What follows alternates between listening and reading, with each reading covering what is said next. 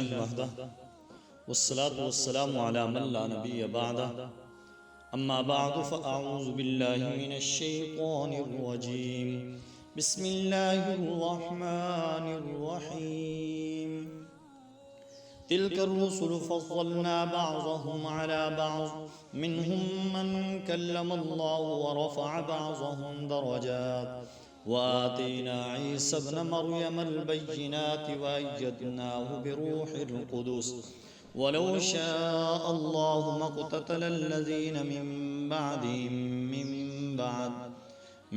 بعد ما جاءتهم البينات ولكن اختلفوا فمنهم من آمن ومنهم من كفر ولو شاء الله ما اقتتلوا وَلَكِنَّ اللَّهَ يَفْعَلُ مَا يُرِيدُ صدق اللہ العظیم۔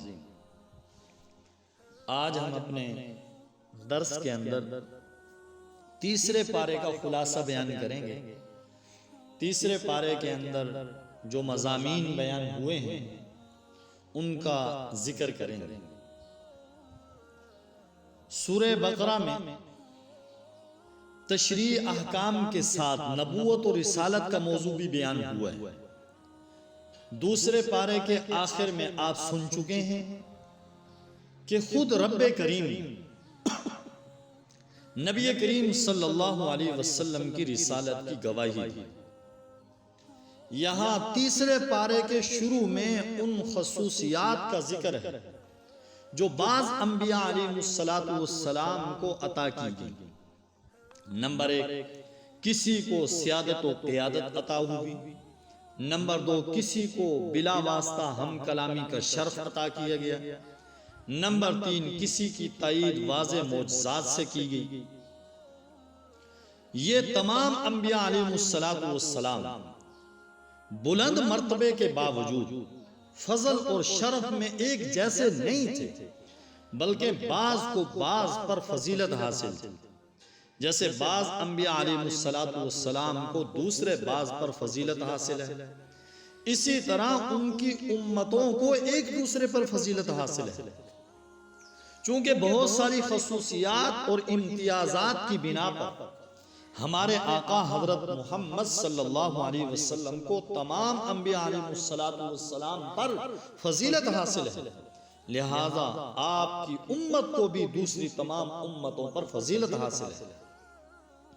انبیاء علیہ السلام کے فضائل اور فرق مراتب کو بیان کرتے ہوئے یہ صورت ہمارے سامنے اس آیت کو بھی پیش کرتی ہے جو کتاب اللہ کی افضل ترین آیت ہے۔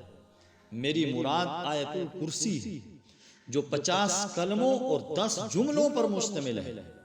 اس میں 17 مرتبہ اللہ تبارک و تعالیٰ کا ذکر آیا ہے، کہیں صراحتاً اور کہیں اشارتاً۔ تیسرے پارے میں حضرت ابراہیم حضرت عزیر علیہ السلام کے واقعے بھی بیان کیے گئے ہیں۔ حضرت ابراہیم علیہ السلام کا وہ قصہ بھی ہے جب انہوں نے نمرود بن کنعان جیسے سرکش اور متکبر بادشاہ کے ساتھ مباحثہ کیا تھا، اور وہ واقعہ بھی جب انہوں نے اللہ تبارک و تعالیٰ سے درخواست کی تھی کہ مجھے مردوں کو زندہ کرنے کا منظر دکھایا جائے۔ یوں ہی حضرت عزیر علیہ السلام کے دل میں ایک تباہ شدہ بستی کو دیکھ کر خیال پیدا ہوا تھا کہ نہ معلوم اس بستی کو دوبارہ کیسے زندہ کیا جائے گا۔ چنانچہ خود ان پر 100 سال کے لیے موت مسلط کر دی گئی، پھر انہیں زندہ کیا گیا۔ سورہ بقرہ کے مطالعے سے پتہ چلتا ہے کہ اس سورت میں 5 جگہ مردوں کو زندہ کرنے کا موضوع بیان کیا گیا ہے۔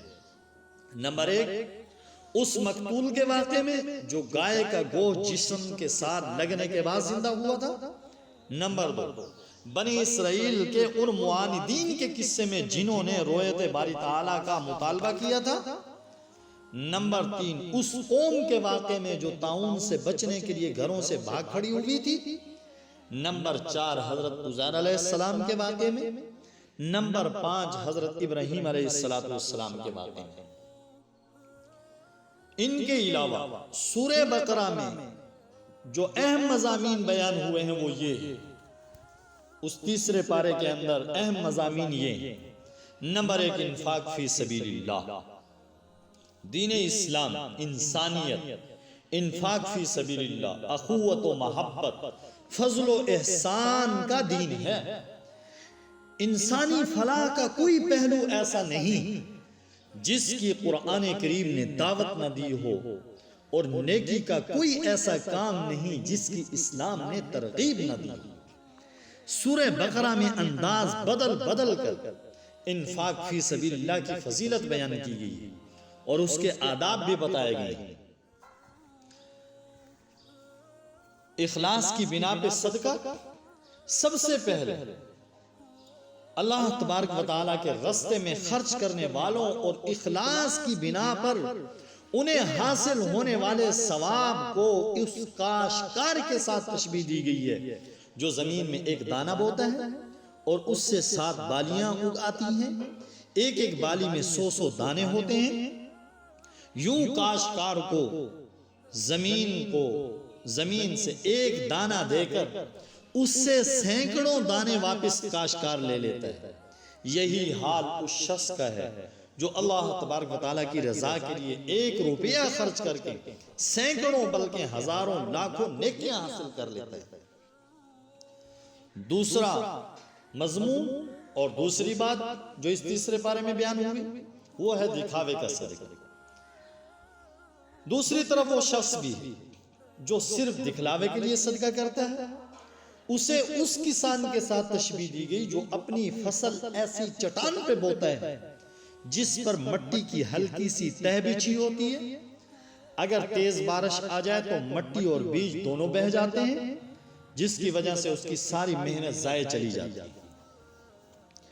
اس کے بعد صدقہ و خیرات کے شرائط اور آداب بیان کرتے ہوئے فرمایا گیا، مناسب بات کہہ دینا اور درگزر کرنا ایسے صدقہ خیرات سے بہتر ہے جس کے بعد دل آزاری کی جائے۔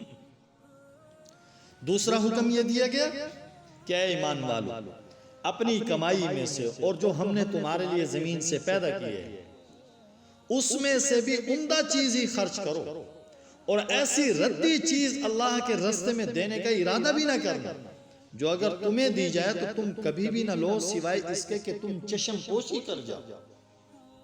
تیسرا حکم یہ دیا گیا کہ اگر تم صدقات علانیہ دو تب بھی اچھی بات ہے، اور اگر تم چھپا کر ضرورت مندوں کو دو یہ تمہارے لیے زیادہ بہتر ہے۔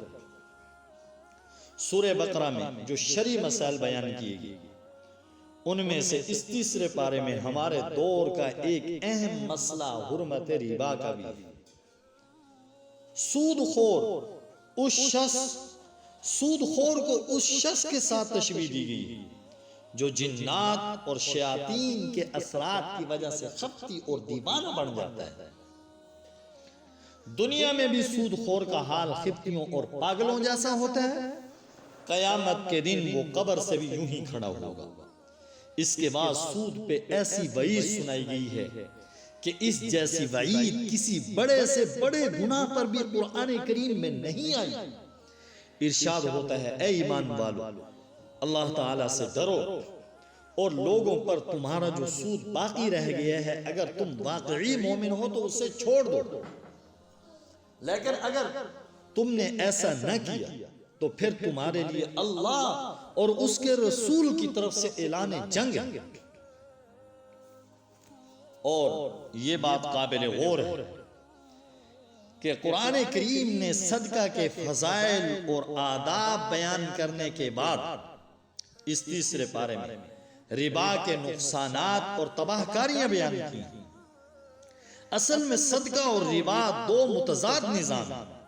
صدقے میں احسان، پاکیزگی اور تعاون کا جذبہ ہوتا ہے، جبکہ ربا میں سود میں بخل، گندگی اور خود غرضی پوشیدہ ہوتی ہے۔ صدقے میں دیا ہوا مال واپس لینے کی نیت نہیں ہوتی، جبکہ ربا اور سود میں اصل زر سے بھی زیادہ لینے کی شرط ہوتی ہے۔ صدقے سے آپس میں محبت بڑھتی ہے، جبکہ ربا سے آپس میں نفرت میں اضافہ ہوتا ہے۔ صدقہ کرنے والے کے لیے اللہ تبارک و تعالیٰ کی محبت کا اعلان اور مغفرت کا وعدہ ہے، جبکہ سود خور پر لعنت کی وعید اور اعلان جنگ ہے۔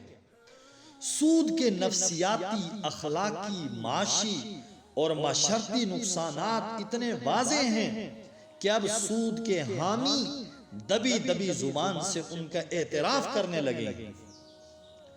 ربا اور سود کی حرمت کا حکم بیان کرنے کے بعد اس تیسرے پارے میں دین، قرض، تجارت، آپس میں لین دین اور رہن کے احکام بیان کیے گئے۔ یہ احکام جس آیت کریمہ میں بیان کیے گئے ہیں وہ قرآن کریم کی سب سے لمبی اور طویل آیت ہے، جس سے ثابت ہوتا ہے کہ قرآن مالی معاملات کو کس قدر اہمیت دیتا ہے، اور یہ کہ اسلام دین اور دنیا، عبادت اور تجارت، جسم اور روح سب کو ساتھ لے کر چلتا ہے۔ اس آیت کریمہ میں جو احکام دیے گئے ہیں ان میں سے چند یہ ہیں۔ نمبر 1، ادھار کے سارے معاملات میں تحریری دستاویز تیار کر لینی چاہیے۔ نمبر 2، جب ادھار کا معاملہ کیا جائے تو اس کی میعاد ضرور مقرر کر لی جائے، اور میعاد بھی ایسی مقرر کی جائے جس میں کوئی ابہام نہ ہو۔ نمبر 3، دوران سفر اگر دستاویز کی تیاری ممکن نہ ہو تو رہن رکھ کر بھی قرض لیا جا سکتا ہے۔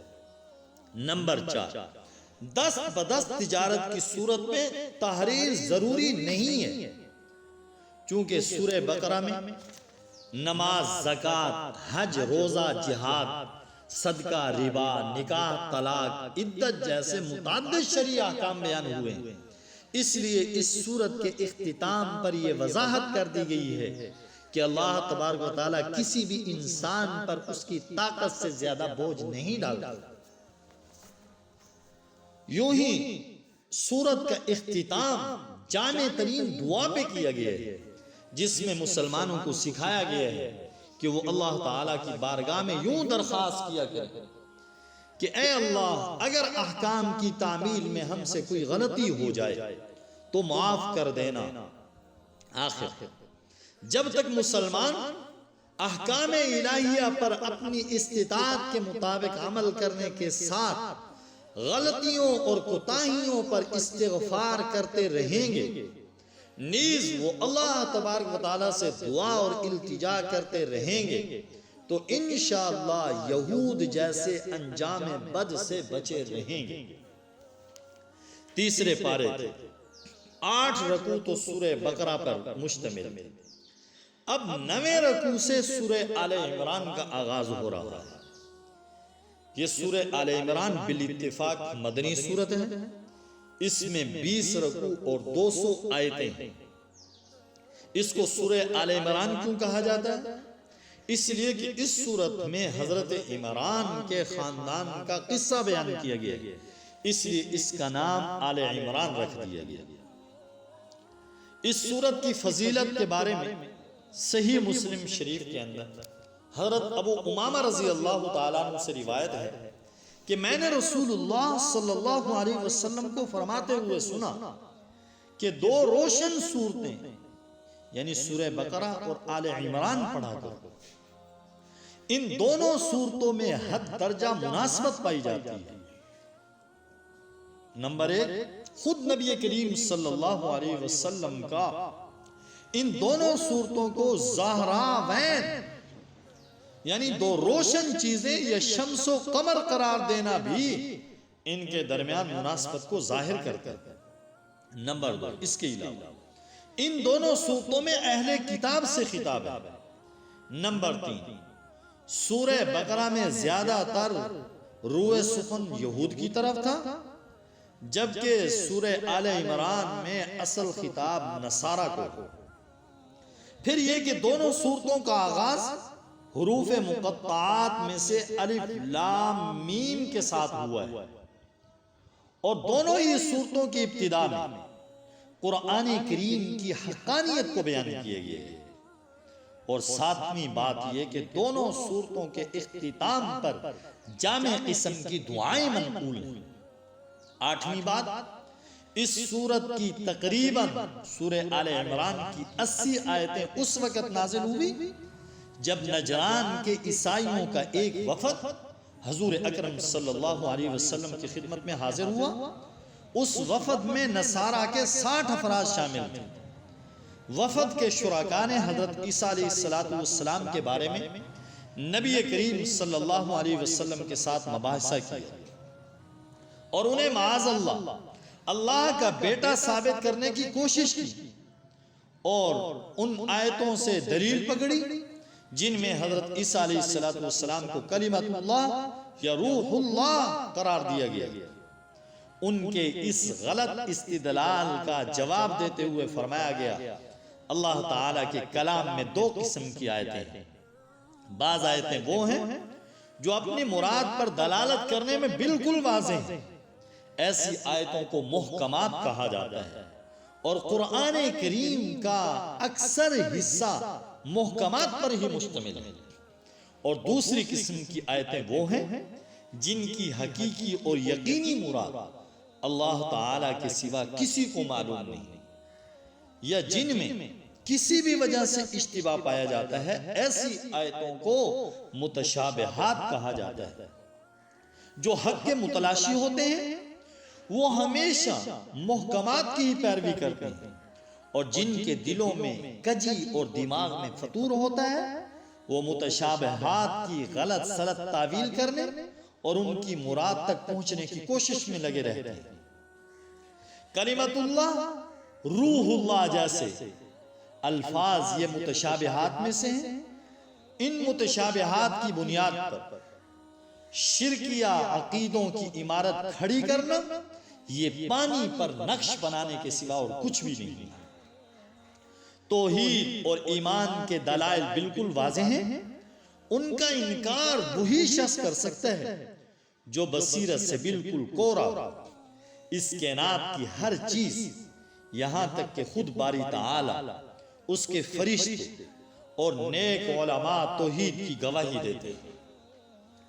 جیسے اللہ توحید کی گواہی دیتا ہے، اسی طرح اللہ اس بات کی بھی گواہی دیتے ہیں کہ اس کے نزدیک پسندیدہ دین صرف اسلام ہے۔ یہود و نصارہ کا اس کی حقانیت کے بارے میں جھگڑا کرنا سوائے کفر و عناد کے اور کچھ بھی نہیں ہے۔ اس تیسرے پارے میں اگلی آیتوں میں مسلسل اہل کتاب کی مذمت کی گئی اور ان کے جرائم بیان کیے گئے۔ نمبر 1 یہی ہیں جنہوں نے انبیاء علیہ السلام کو قتل کیا۔ نمبر 2 انہوں نے خون ریزی کی۔ نمبر 3 انہوں نے اللہ کے نیک بندوں پہ مظالم اٹھائے۔ مسلمانوں کو سمجھایا گیا ہے کہ وہ مومنوں کو چھوڑ کر کافروں کو دوست نہ بنائیں، کیونکہ اسلام اور کفر کے درمیان کوئی رشتہ ناتا نہیں ہے، اور کافر کبھی بھی مسلمان کے ساتھ مخلص نہیں ہو سکتا۔ اس تیسرے پارے میں اگلی آیات میں سورہ آل عمران میں 3 عبرت آموز واقع بیان کیے گئے ہیں۔ یہ تینوں واقع خارق عادت کی قبیل سے ہیں اور تینوں اللہ تبارک و تعالیٰ کی عظیم قدرت پر دلالت کرتے ہیں۔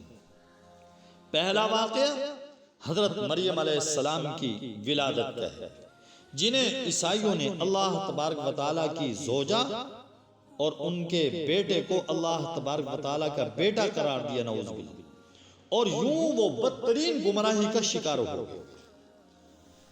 حضرت مریم علیہ السلام کے والد حضرت عمران اللہ کے نیک بندے تھے، اور آپ کی والدہ حنہ بنت فاقوس صاحب کردار اور پاک باز خاتون تھی۔ عرصہ تک ان کے ہاں بچہ پیدا نہ ہوا۔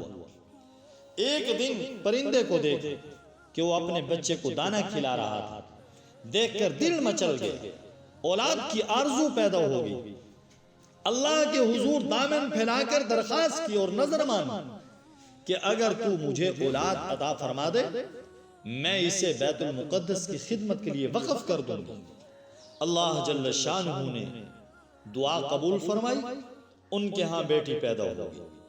دستور یہ تھا، بیت المقدس کی خدمت کے لیے لڑکوں کو قبول کیا جاتا تھا، لڑکیوں کو قبول نہیں کیا جاتا تھا۔ اور ایک سانے یہ بھی پیش آیا کہ نومولود بچی کے والد انتقال فرما گئے۔ اللہ تعالیٰ نے سابق دستور کے خلاف زوجہ عمران کی منت کو قبول فرما لیا اور اپنے زمانے کے بہترین انسان حضرت زکریا علیہ السلام کو بچی کی کفالت اور تربیت کے لیے منتخب فرما لیا۔ حضرت زکریا علیہ السلام نے بچی کی کرامتیں اور بے موسم کا پھل دیکھا تو ایک دن پوچھا، اے مریم یہ رزق تمہارے پاس کہاں سے آتا ہے؟ جواب دیا، اللہ کے ہاں سے آتا ہے، بے شک اللہ جسے چاہتا ہے بے حساب رزق دیتا ہے۔ معصوم بچی کا ایمانی جواب سن کر حضرت زکریا علیہ السلام کے دل میں بھی اولاد کی آرزو جاگ اٹھی، حالانکہ ان کی عمر 100 سال سے تجاوز کر چکی تھی، بیوی بھی بوڑھی ہو چکی تھی، بانج تو تھی ہی، لیکن ظاہری اسباب کی مخالفت کے باوجود انتہائی عجز و انکسار کے ساتھ اپنے رب سے دعا کی، اے میرے رب مجھے اپنی خصوصی عنایت سے نیک اولاد عطا فرما، بے شک تو ہی دعاؤں کو قبول کرنے والا ہے۔ اللہ تبارک و تعالیٰ نے شکستہ دلی سے کی گئی دعا قبول فرما لی اور ایسے بیٹے کی بشارت سنائی جو 4 صفات کا حامل ہو۔ نمبر 1، وہ کلمت اللہ یعنی حضرت عیسیٰ علیہ السلام کی تصدیق کرے گا اور آپ پر ایمان لائے گا۔ نمبر 2، وہ علم و تقوی اور زہد و عبادت میں سیادت کے مقام پر فائز ہوگا۔ نمبر 3، وہ انتہائی عفیف ہوگا، قدرت اور قوت کے باوجود عورتوں کے قریب نہیں جائے گا۔ نمبر 4، اور وہ انبیاء اور صلحاء کی جماعت کا ایک فرد ہوگا۔ تیسرا عبرت آموز واقعہ حضرت عیسیٰ علیہ السلام کی ولادت کا ہے۔ اگر حضرت مریم، حضرت یحییٰ علیہ السلام کا قصہ اگرچہ اس اعتبار سے عجیب اور قدرت الہیہ کا نمونہ تھا کہ ان کے والدین بڑھاپے کی دہلیز پر قدم رکھ چکے تھے، تو حضرت عیسیٰ علیہ السلام کا واقعہ عجیب ترین ہے، کیونکہ آپ کی ولادت والد کے بغیر سراسر معجزانہ طور پر ہوئی۔ جب فرشتوں نے حضرت مریم کو بیٹے کی ولادت کی خبر دی، انہوں نے بڑے تعجب سے کہا، میرے ہاں بچہ کیسے پیدا ہوگا، حالانکہ مجھے کسی انسان نے ہاتھ تک نہیں لگایا۔ اللہ تبارک و تعالیٰ کی طرف سے جواب دیا گیا، کن فیکون، اسی طرح ہو جائے، کیونکہ اللہ تعالیٰ جو چاہتا ہے پیدا کر دیتا ہے۔ جب وہ کسی کام کے کرنے کا فیصلہ کر لیتا ہے تو اس سے کہتا ہے ہو جا، پس وہ ہو جاتا ہے۔ سیدنا مسیح علیہ السلام کو باری تعالیٰ نے مختلف معجزات عطا فرمائے۔ اب ان تیسرے پارے میں ان معجزات کا ذکر کیا، لیکن ان معجزات کو دیکھ لینے کے باوجود یہودیوں کو ایمان قبول کرنے کی سعادت حاصل نہیں ہوئی اور انہوں نے آپ کو قتل کرنے کا عزم کر لیا۔ دوسری طرف اللہ تبارک و تعالیٰ نے آپ کو بچانے کی تدبیر کر لی۔ پھر سب نے دیکھ لیا کہ اللہ ہی کی تدبیر غالب رہی۔ اللہ تعالیٰ نے ارشاد فرمایا، انہوں نے بھی تدبیر کی اور اللہ نے بھی تدبیر کی اور اللہ سب تدبیر کرنے والوں سے اچھا ہے۔ یہودیوں کا دعویٰ ہے کہ ہم نے حضرت عیسیٰ علیہ السلام کو معاذ اللہ سولی دے کر قتل کر دیا۔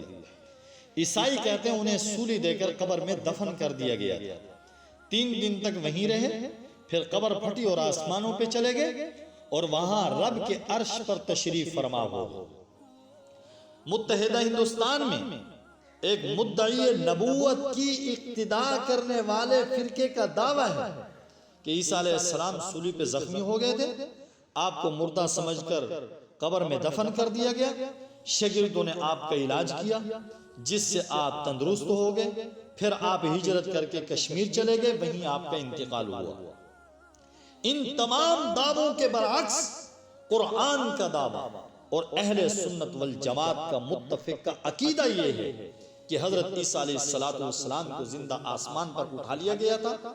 آپ قیامت کے قریب آسمان سے اتریں گے اور پھر اپنی زندگی پوری فرما کر تبھی موت وفات پائیں گے.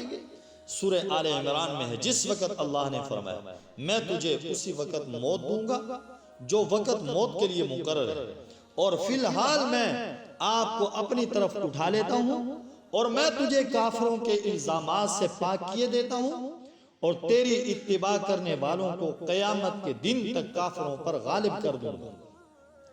نجران کے وہ عیسائی جو حضور اکرم صلی اللہ علیہ وسلم کے ساتھ بحث و مباحثہ کے لیے مدینہ منورہ آئے تھے، جب وہ تمام دلائل سننے کے باوجود حق کا اعتراف کرنے پہ تیار نہ ہوئے تو اللہ کے حکم سے آقا علیہ السلام نے انہیں مباہلہ کی دعوت دی.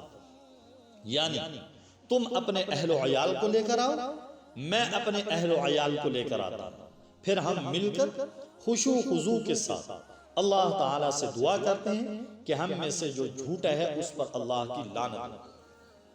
عیسائیوں کا یہ وفد جو 60 افراد پہ مشتمل تھا، اس میں ان کے 14 انتہائی سر برآوردہ مذہبی رہنما بھی شامل ہیں. ان میں سے کوئی بھی مباہلہ کے لیے تیار نہ ہوا، بلکہ آپ کو آقا کو جزیہ دینے پہ وہ راضی تھے. یہ واقعہ بیان کرنے کے بعد سورہ آل عمران اس تیسرے پارے میں تمام اہل کتاب خواہ وہ یہود ہوں یا نصارہ ایک ایسی کلمے پہ متفق ہو جانے کی دعوت دیتی ہے جس کی تلقین تمام انبیاء علیہ السلام نے کی ہے اور جس کی تعلیم چاروں کتابوں سمیت تمام آسمانی صحیفوں میں دی گئی ہے، اور وہ ہے کلمہ توحید، یعنی لا الہ الا اللہ، کہ ہم اللہ کے سوا کسی کی عبادت نہ کریں. یہود و نصارہ کی بدعملیوں، بددیانتیوں اور ان کے جھوٹ اور افتراء کو بیان کرنے کے بعد سورہ آل عمران بتاتی ہے اس تیسرے پارے کے اندر کہ اللہ تبارک و تعالی نے تمام انبیاء علیہ السلام سے یہ عہد لیا تھا کہ اگر ان کی موجودگی میں خاتم الانبیاء حضرت محمد مصطفیٰ صلی اللہ علیہ وسلم تشریف لے آئے تو تم سب آپ پر ایمان لاؤ گے. اگر تمہاری موجودگی میں وہ نہ آئیں تو پھر تمہارے امتی اور تمہاری اتباع کرنے والے ان پر ایمان لانے کے پابند ہوں گے.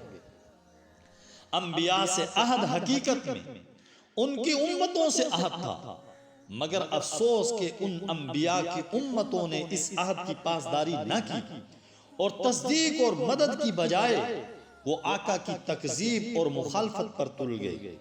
یہ آیت کریمہ ہمارے آقا امام الانبیاء سرکار دو عالم صلی اللہ علیہ وسلم کو سید الانبیاء ثابت کرتی ہے. تیسرے پارے کے اختتام پر اس بات کی وضاحت کر دی گئی ہے کہ ایمان اور کفر دو ایسی ضدیں ہیں جو جمع نہیں ہو سکتی، اس لیے ان لوگوں کی سخت مذمت بیان کی گئی ہے جو ایمان سے مرتد ہو جاتے ہیں، ضلالت کو ہدایت پر ترجیح دیتے ہیں، اور جن کا حالت کفر میں ہی انتقال ہو جاتا ہے. اللہ رب العزت ہم سب کو صحیح معنی میں قرآن کریم کے احکام پر عمل کی توفیق نصیب فرمائے. یہ تیسرے پارے کا خلاصہ مکمل ہو گیا. اللہ تبارک و تعالی ہم سب کو قرآن کریم کے حقوق ادا کرنے والا بنائے، قرآن کریم سے سچی پکی محبت نصیب فرمائے، قرآن کو ہم سب کے دلوں کی بہار بنائے. اللہ رب العزت ہم سب کو عمل کی توفیق نصیب فرمائے. وآخر دعوانا ان الحمد للہ رب العالمین.